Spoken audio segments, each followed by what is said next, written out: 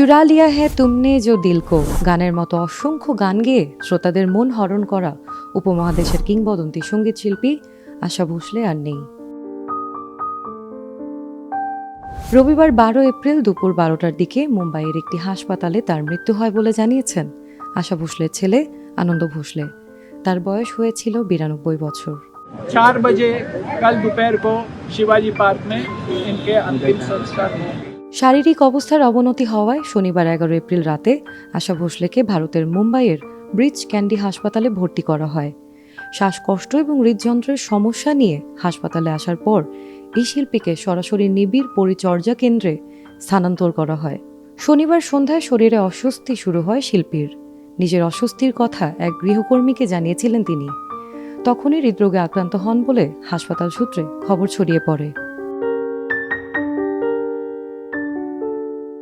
শিল্পীর পরিবার ও অনুরাগীরা আশা করেছিলেন খুব তাড়াতাড়ি সব ঠিক হয়ে যাবে, কিন্তু শেষ রক্ষা হলো না। আশা ভোসলের মৃত্যুতে সঙ্গীত দুনিয়ার এক অধ্যায়ের সমাপ্তি ঘটল।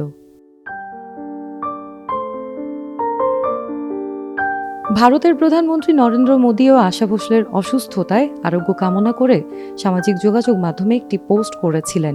তিনি লিখেছিলেন, আশা ভোসলেজি হাসপাতালে শুনে গভীরভাবে চিন্তিত, ওর দ্রুত সুস্থতা কামনা করছি। শিল্পীর প্রয়াণে ভারতীয় সঙ্গীত জগতে শোকের ছায়া নেমে এসেছে।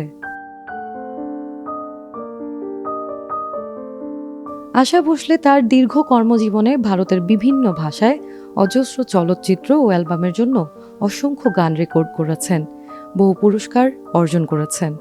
তিনি দাদা সাহেব ফালকে পুরস্কারে সম্মানিত হয়েছেন। 2008 সালে পেয়েছেন পদ্মভূষণ। এছাড়া 1997 সালে গ্র্যামির জন্য মনোনীত হয়েছিলেন তিনি।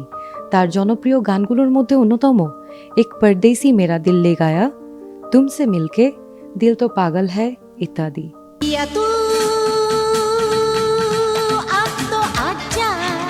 বিনোদন ডেস্ক, সিটিজেন জার্নাল 24।